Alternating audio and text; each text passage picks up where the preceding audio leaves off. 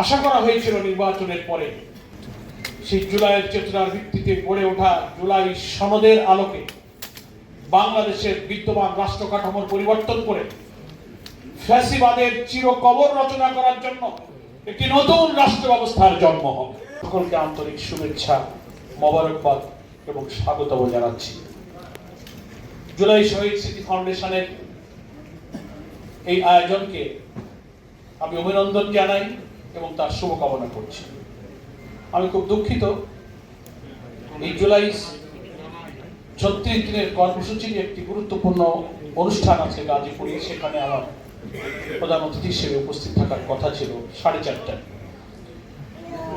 সে কারণে অনুষ্ঠানের কিছুটা ধারাবাহিকতা সম্ভবত একটু ক্ষতিগ্রস্ত করে আমাকে আগেই কথা বলার সুযোগ দেওয়া হয়েছে। সেজন্য আমি আয়োজকদের প্রতি যেমন কৃতজ্ঞ, সকলের প্রতি আমি আন্তরিকভাবে দুঃখ প্রকাশ করছি।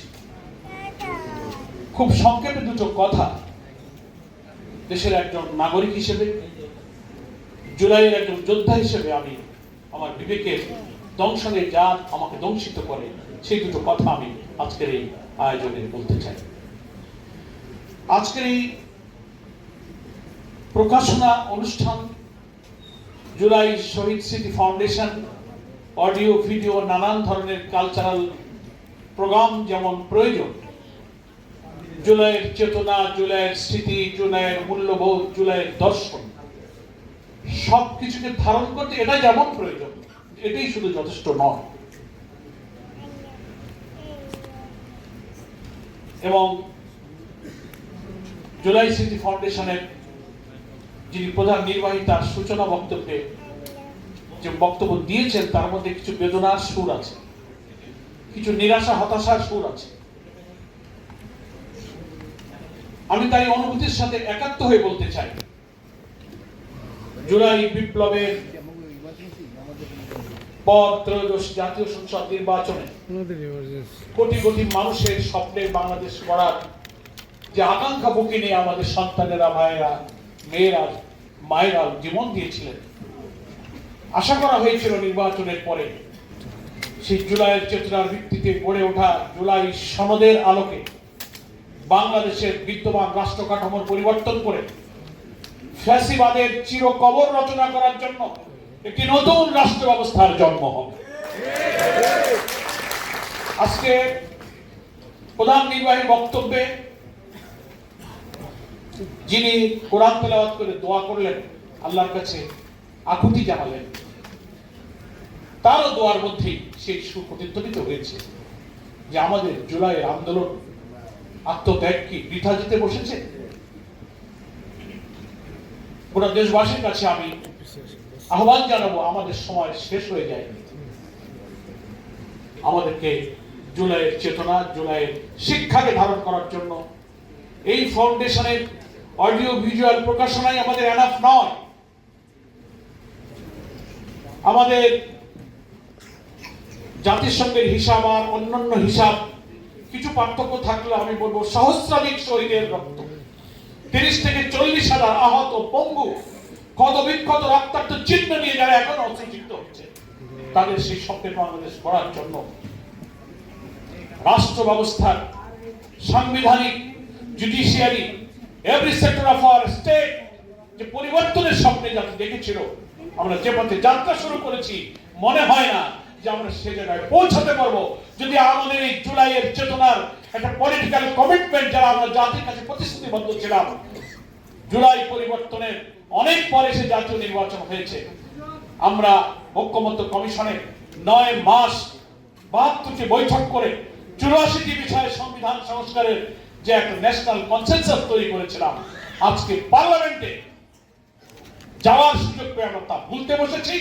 গুরুত্বপূর্ণ সাংবিধানিক পরিবর্তনে আমাদের মধ্যে ভিন্ন মত তৈরি হয়েছে।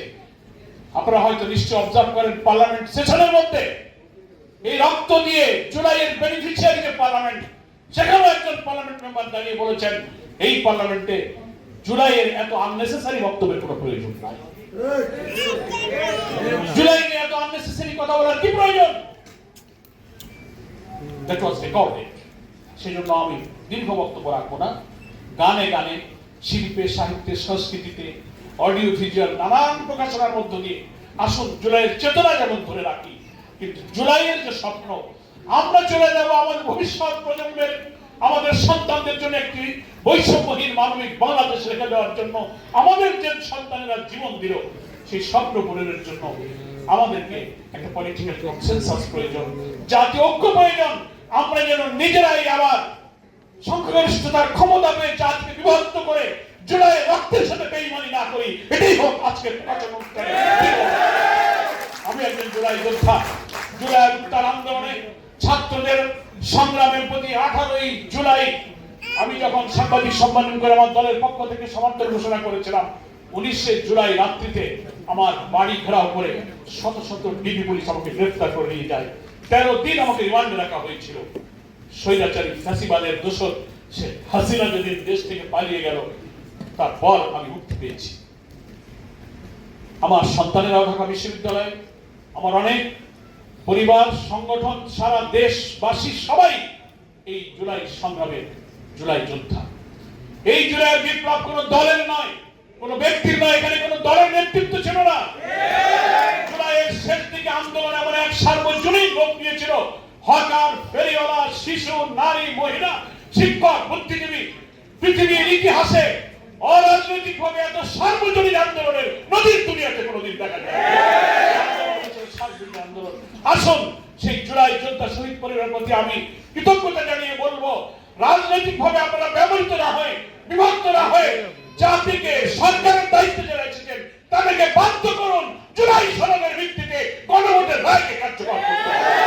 সকলকে ধন্যবাদ জানিয়ে, আয়োজককে ধন্যবাদ জানিয়ে আমার বক্তব্য শেষ করছি। বাংলাদেশ জামাত ইসলামীর পক্ষ থেকে আমি আপনাদের সকলকে শুভেচ্ছা জানিয়ে বিদায় নিচ্ছি। আসসালামু আলাইকুম ওয়া রাহমাতুল্লাহি ওয়া বারাকাতুহু।